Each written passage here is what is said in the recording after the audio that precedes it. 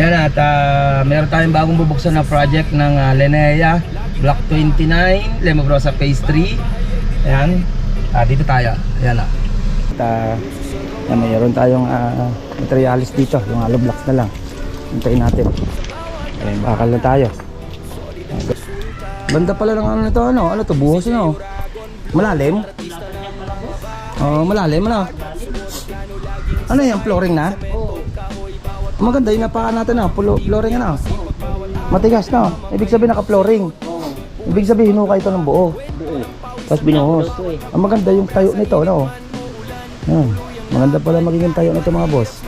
Buwan ng flooring, oh. Yung pinag-uupuan pala ng bakod na yung puso.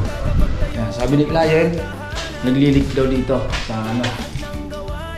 May tubig na pumapasok dito sa kanyang ilaw. Check na rin naman ni Foreman. Pag bukas nila ng tubig doon sa kontador, naglilig yung sa CR. Tapos tumatakbo dito dumadaan sa pinapatay na muna natin. Kaya soon, pag pinagawa ito ng client, pa-renovate na lang itong CR para mapalitan natin ng water line. Ayan na, Jasmine, Block 20. Ayan, abangan nyo mga nagastos ni client dito mga boss. Ito yung Jasmine na hindi ni-renovate yung CR niya. And then yun lang ginawa namin dito. Kung ano yung bar na. Yun lang. And then ito, kabit na rin yung mga ilaw natin. Yun o. Yun o.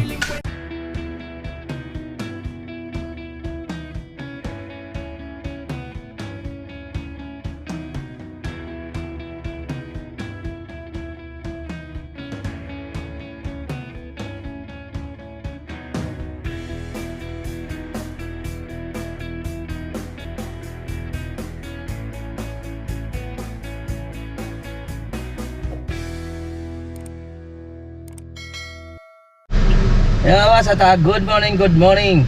Ayan at meron tayong buksan na project ng Linea Block 29 Lemobrosa Phase 3. Ayan, dito tayo. Ayan na. Ang gagawin natin dyan fence, finish na fence dito sa front. Ayan, same lang kung napapanood nyo yung vlog natin sa Woodland 13 Martires ng Linea Block 39. Yun din ang gusto mong ipagawa dito ni client. And then check na rin natin yung Block 20. Ayan, yung Block 20 natin, paturn over na rin yan. Yung Block 20 natin ng Jasmine dito rin sa Lemobrosa Phase 3. Check natin itong bagong project. Let's go! Yan na, good morning mga boss. At mayroon tayong materialis dito, yung hollow blocks na lang. Hintayin natin. Ayan, bakal na tayo. Gawa na yung ating pang poste. Yan yung ating parilya. Banda pala ng ano nito, ano to, buhos na oh. Malalim? Lapad niya para boss. Oh, malalim na. Malalim. Ano yan, flooring na? Oo. Maganda yung napaka natin na, flooring na. Oo, flooring. Matigas na. Ibig sabihin naka-flooring. Oo. Ibig sabihin hinukay ito ng buo. Buo. Tapos binuhos. Ang maganda yung tayo nito, no? Yan. Maganda pala magiging tayo nito mga boss. Buwan ng flooring oh. Yung pinag-uupuan pala ng bakod na yung puso. Yan, bakantil lote. Ay, mangga pa. Yan, start na tayo dito. Ay, maganda ano niya. Binalatan ko lang yung butang. Ano makapalabas ko lang yung baka? Oo, okay na yan. Kapit na yan. Ano siya oh. Hindi lupa yung pagpapatungan natin. Kung hindi flooring. Tapos buhos pa siya. Yung tubig na galing sa kabila, galing hindi masyado tatagos. Yan. Gagawin natin dito yung fence. Yan. Gagawin na yung ating parilya. Ubuhusan na natin yung mga bakal. Wala naman tayong gagawin sa interior.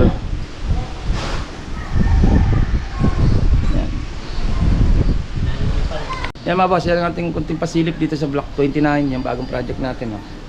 Kasi tayo, hukay na tayo dito. Dito sa likod muna tayo mag-start para yung mga grab at buhangin natin, may paglalagyan pa tayo sa harapan. Ay. Ito yung mga bakal na natin dito. Nagawa na. And then dito naman, wala naman tayong gagawin pa naman dito. sa kanyang interior. Yan, sabi ni client, naglilik daw dito sa ano. May tubig na pumapasok dito sa kanyang ilaw. Na-check na rin naman ni Foreman. Pagbukas nila ng tubig doon sa kontador, naglilik yun sa CR. Tapos tumatakbo dito dumadaan sa ano. Pinapatay na muna natin. Kaya soon, pag pinagawa to ng client, pa-renovate na lang to CR para mapalitan natin ng water line. Kumaga PPR pipe. Kasi pag hindi, dito nadaan. Tubig. Baka naglilik. May leak yung mga ano niya. Yung mga water line niya. Okay, yun ang mga kunting pasilip natin mga boss. Punta naman tayo sa Jasmine ng Block 20. Check naman natin yung Block 20 ng Jasmine. Let's go. Yan mga boss, ito naman yung Block 20 ng Jasmine. Pa-turnover na to by next week. Interior lang naman ginawa natin. I-update ko rin kung magkano nagastos ni client dito. Yan, sa mga simpleng renovate lang na hindi nagalaw yung CR. And then, ayan, nakakita nyo kung magkano nagastos ni client dito. Abangan nyo ito mga boss. Check natin. Yan Jasmine, Block 20. Yan, abangan nyo mga nagastos ni client dito mga boss. Ito yung Jasmine na hindi ni-renovate yung CR niya. And then yun lang ginawa namin dito. Kung ano yung bar niya. Yun lang. And then ito, kabit na rin yung mga ilaw natin. Yun no. Yun no. Yan, nakabit na. Lagyan yung ilaw nila. Haba pala, laki pala yung ilaw eh. Nakabit na rin yung strip light natin. Diyan to, wala pa kami ginawa dito ng TV console. Yan. Then to sa CR naman, ang ginawa lang namin dito, ito lang, yung kanyang kesame, may exhaust na, and then yung pintura sa wall. Tapos nagpagawa na lang si client ng hot and cold. Yan, lagyan na natin. Then retouch na lang tayo sa may sa mga wall. Ito na-retouch na rin naman. Dito na lang naman. Natin konti. Ito sa second floor. Halos sa ano na lang naman tayo dito. Palinis na lang din naman. Yan, pintura na lang naman yun sa ano yun ha. Ito, sa pinto niya. Hindi naman pala nagkakalay ang kulay nito. Hindi ang kulay ng tiles. Yan o. Ito naman, nag-retouch tayo. Nilinis tayo ng mga dito, bintana. Ito lang naman ginawa namin. Ito sa pinalaki na lang yung client ng room. Itong isang master bedroom. Yan, sinagad na yung laki. Kabit na rin yung mga ilaw. Yan o. Yan, may strip light pa rin. RGB no. RGB din pala yung strip light nito. Yan. Yan. Ito yung master bedroom niya. Yan. Halos tapos na. Turnover na. Yan. Ito yung Block 20. Tapos mayroon na naman itong field light.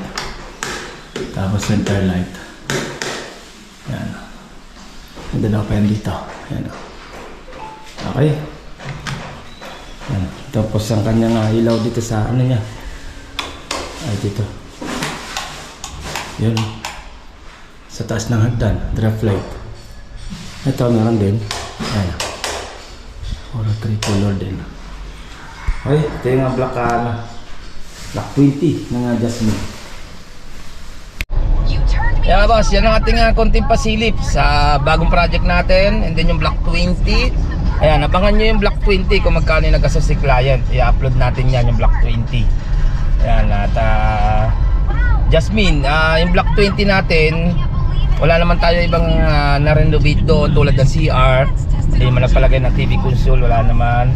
Then kung ano yung unit ng Jasmine, number type niya ng ngayon na-finish na namin, yun lang. Kumbaga wala kaming inad na iba, tulad ng walang extension, as in walang kitchen na ginawa kami. Sa CR same lang din, wala kami na-renovate, di na pinalitan yung tiles, and then yung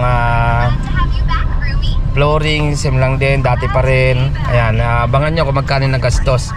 Then yung bagong project natin ng Block 29, ayan, nabuksan na at naguhukay na mga team. Yan mga boss, yan ang ating konting pasilip sa bagong project and then yung Jasmine, paturn over na. Ayan, ingat-ingat tayo mga boss. Bye-bye. Ito pong J. Uragon Vlog, napakaganda po ng channel na ito, no? Tungkol po ito sa construction. Actual construction po ang channel na ito, no? Pag pinanood nyo po ito, panalo po kayo sa channel na ito. Napakaganda po ng mga video niya. Lalo na pong magaganda, no, yung mga iba't ibang design niya. Kakaiba po yung mga iba't ibang design niya sa mga kisame. Subukan nyo pong panoorin J. Uragon Vlog na ito.